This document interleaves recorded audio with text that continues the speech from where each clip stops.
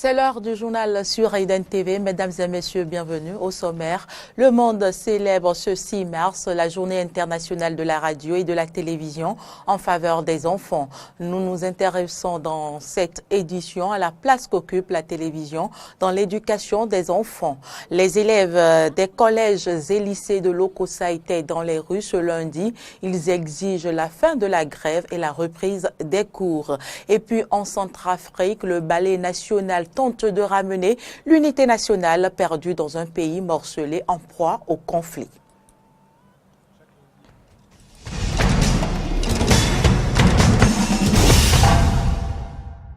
Merci pour l'attention.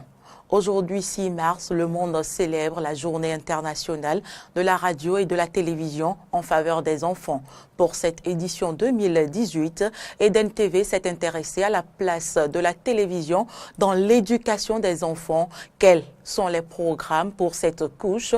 C'est un reportage de Fréjus Serrouan et de Fréjus Fiossi. Il y a 4 feuilletons que je regarde. Il y a Terre de Passion, Au nom de l'amour, Terra Nostra et Santa Diabla. En classe de CM2, Tobias connaît par cœur les feuilletons diffusés sur les chaînes nationales.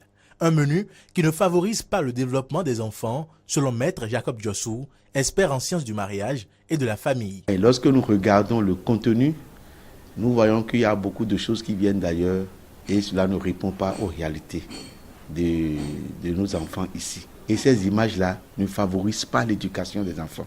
Vérifions avec le résumé que nous fait Tobias de ces feuilletons. Il tue les gens, quelqu'un d'autre peut mentir sur ton corps, il va prendre ton mari.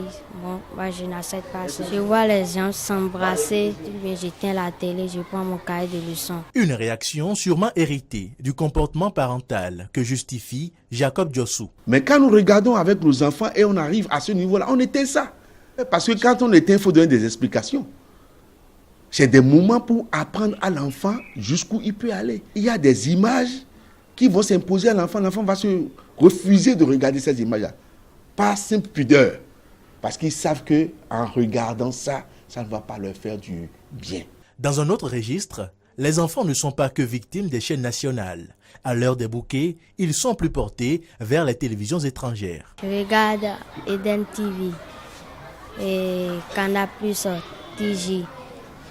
Action TV. Sur TJ, là, je regarde les dessins animés. Sur Action TV, je regarde les films. Comment les Blancs tuent, comment ils travaillent. Sur cet aspect, le sociologue Diossou interpelle la responsabilité des parents. Et nous devons amener nos enfants à aimer nos chaînes nationales. C'est les parents. Les parents doivent faire ça, ce travail-là. Et il y a des belles émissions qui sont dedans. Mais maintenant, les émissions qui sont sur les chaînes étrangères, qui sont des émissions intéressantes, on peut les regarder aussi. Si les parents eux-mêmes sont câblés sur les chaînes extérieures, les enfants vont les imiter. Une fois ce travail fait, les parents doivent savoir orienter les enfants vers les programmes. Il y a les émissions qui vont leur faire du bien, les moments des journaux là, pour avoir l'information sur comment va le monde. Et après les documentaires. Pour les journaux, on constate que certains parents s'appliquent déjà au niveau de leur progéniture. À la télé, je regarde le journal avec les parents. Outre ce programme, quelles productions doivent proposer les chaînes nationales en faveur du développement des enfants? Les émissions qui touchent les contes d'Afrique, où on voit les aînés et les enfants ensemble en train de partager, en train de recevoir les informations concernant le milieu. Une opportunité fortement attendue par les enfants. Je veux ça. Je veux que la télévision invite les enfants pour qu'ils viennent à la télé pour qu'on les regarde un peu. Pour une éducation de qualité et le plein épanouissement des enfants via la télévision, Maître Jacob Diossou fait d'autres suggestions. Les documentaires qui retracent l'historique de nos différentes traditions. Vous voyez, les documentaires qui montrent les problèmes dans lesquels nos différents milieux connaissent. Il y a certains films qui vont utiliser le décor naturel de l'Afrique. Donc les musiques de chez nous, ces musiques-là, les danses de chez nous, les folklores de chez nous, ça va amener les enfants à être eux-mêmes, à savoir que ça c'est ma culture. Dans un monde où tout est accessible sur Internet, le champ de la responsabilité parentale doit davantage s'élargir quant au contact des enfants avec l'image. On reste avec les enfants et vous le savez, les écoles béninoises ont repris ce lundi 5 mars 2018 les tâches scolaires. Malgré cet engouement de la part des apprenants, le mouvement de grève n'est pas à sa fin. Antoinette Sagbo, Denis Marouya nous en dit plus. Apprenants et enseignants ont repris le chemin des classes ce lundi 5 mars 2018 après avoir passé 5 jours ouvrables pour les congés de détente. Une reprise qui s'annonce précaire. Les grèves de la semaine, c'est pour 96 heures. On commence la grève à partir du mardi 6 et ça finit le vendredi à 0 heure. Donc ça veut dire quoi? Nous travaillons aujourd'hui toute la journée et dès demain on est en grève. Le mouvement de grève est donc passé à 96 heures. Ce directeur d'école fait un rappel des revendications. Nous avons toute une liste de revendications pour les enseignants, notre statut particulier. D'accord? C'est ça qui est le premier point.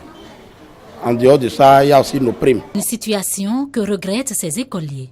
La grève n'est pas une bonne chose. Ça fait que les leçons que nous allons faire, les leçons qui doivent sortir à l'examen, ça nous diminue aussi de points. Et encore, on a des exercices à faire. Maintenant, à cause de la grève, on ne fait pas ces exercices. Cela nous empêche beaucoup. Et nous ne voulons pas que l'État fasse ça. Les grèves là, c'est un peu bon, mais si on fait trop de grèves là, ça donnera l'année blanche. Mais nous ne voulons pas ça parce que nous avons un examen à passer. Nous devons venir à l'école, nous devons prendre des leçons qui vont sortir à l'examen. L'accalmie n'est pas pour l'heure, car les enseignants énoncent d'autres raisons pour la poursuite des grèves. Le salaire du mois de février est confisqué par l'État juste là. Les personnes parmi les enseignants n'ont reçu son salaire. Et lorsque tu es enseignant et que tu n'as pas trouvé à manger, tu n'as pas peut-être de l'argent pour prendre de l'essence dans le mois, dans ta moto, mais qu'est-ce que tu peux venir à l'école? Vous-même jugez, hein? Soucieux de leur avenir, les apprenants exhortent le gouvernement et le corps enseignant à trouver un consentement. Le message que j'ai à l'endroit du président Patrice Talon est d'arrêter la grève afin que tous les élèves puissent travailler. Il n'a qu'à les payer leurs sous. Je veux dire aux enseignants que chaque fois, ils n'ont qu'à venir nous apprendre les CM, surtout les CM2.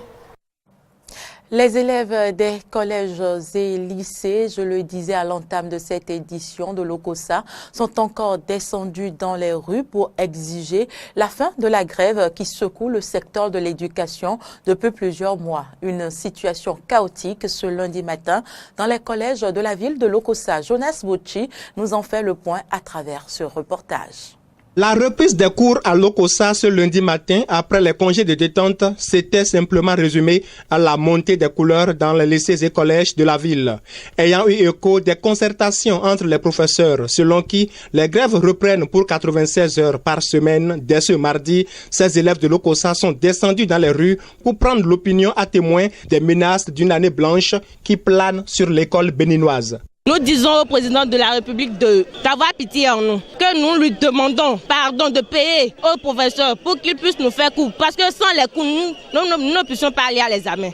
Les raisons qui suscitent notre mouvement de ce matin, c'est concernant les grèves. Depuis 2 mois, on constate que nos problèmes ne sont pas réglés, alors que les examens sont proches. On nous dit souvent que nous sommes leurs enfants et quel parent va accepter depuis ce moment-là, laisser ses enfants dans ces conditions-là.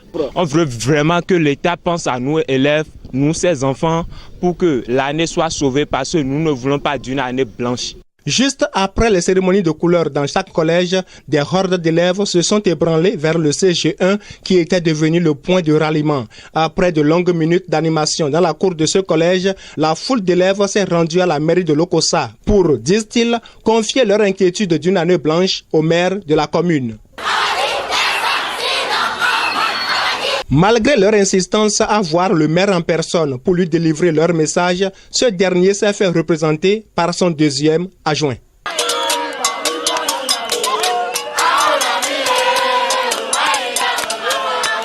Frustrés par ce qu'ils appellent négligence de la part du maire, ils se sont décidés à vider les lieux pour se rendre cette fois-ci à la préfecture de l'OCOSA. Et là encore, personne n'a daigné les écouter. Et ce fut la grande déception. Nous ne sommes pas jetés sur la route parce que nous sommes inconscients. Nous, nos parents souffrent vraiment avant de payer nos contributions. Ils s'échinent vraiment avant de payer les frais de scolarité. Et à voir qu'à chaque moment, quand il y a les grèves comme ça, c'est nous, élèves, qui payons les conséquences. Sachant bien qu'eux, ils souffrent vraiment avant de payer les contributions, on veut vraiment qu'ils règlent le problème. On ne veut pas d'une année blanche. Qu'ils puissent voir dans les conditions pour nos syndicats, qu'ils les libèrent leur salaire, même si c'est avec défalcation ou bien le total, qu'ils les libèrent d'abord. Puisque nous avons payé nos contributions, nos parents souffrent avant de payer, il ne faudrait pas que l'année soit blanche. Ce silence au cri de détresse des élèves de l'Okossa prouve une fois encore que la particularité de cette présente grève dans l'éducation béninoise, c'est que tout le monde parle sans se faire écouter. En Centrafrique, on est hors du Bénin. Le ballet national se veut facteur de cohésion sociale et s'efforce de faire communier les cultures dans un pays morcelé en proie au conflit. Mais l'ancienne gloire de la culture centrafricaine a du mal à suivre faute de moyens. Reportage. Sous la chaleur écrasante, les percussions résonnent sur le parvis du musée national de Bangui. Chaque lundi et jeudi, hommes et femmes se réunissent pour faire communier les cultures. Dans un pays en guerre, morcelé en plus de 80 ethnies, le ballet national de Centrafrique tente de représenter chaque préfecture du pays. C'est un groupe d'art qui regroupe toute l'ethnie de l'RCA, qui fait la danse de 16 préfectures de l'RCA. Donc chacun doit se retrouver. On a fait un tournoi de recherche au-dessus sur le terrain et dans toutes différentes ethnies pour rechercher comment le Baya va danser, comment le Kaba, comment les autres ethnies vont danser. Créé en 1969 par la volonté du président Jean Bédel Bokassa, le ballet se veut le dernier facteur de cohésion culturelle du pays. Mais avec les guerres civiles qui ont marqué 2013-2014 et les combats entre Antibalaka et Séléka dans Bangui, la Centrafrique n'a plus d'institution où peut être représentée la culture, le musée national ayant été lui-même pillé pendant les événements. Alors c'est le défi que s'est donné le président du ballet, redonner à la Centrafrique une image culturelle unie et forte. Les autorités de l'époque, par la volonté politique, ont vu la nécessité de mettre en place cette compagnie artistique pour d'abord préserver, conserver et ensuite valoriser le patrimoine immatériel centrafricain. Le ballet a représenté notre pays dans plusieurs festivals à travers le monde, mais ces derniers temps-ci, cette compagnie artistique rencontre des difficultés d'ordre fonctionnel, du fait par manque de moyens, de soutien financier. Mais faute de ressources, le ballet peine à faire venir ses artistes, tous bénévoles. En attendant, les comédiens continuent de s'exercer, tant bien que mal, dans l'attente de jours meilleurs. De nombreux commerces étaient fermés lundi à Addis Abeba et sa région en guise de protestation contre l'état d'urgence imposé par le gouvernement mi-février après la démission du Premier ministre. L'état d'urgence décrété le 16 février au lendemain de la démission surprise de Haïlé Mariam après 6 ans à la tête du pays interdit toute grève ou entrave à la circulation. Les 4 partis qui forment le PRDF ont multiplié ces derniers jours des consultations internes en vue de la nomination prochaine d'un successeur à l'ex-premier ministre. C'est tout pour cette édition. Merci de l'avoir suivi. À demain.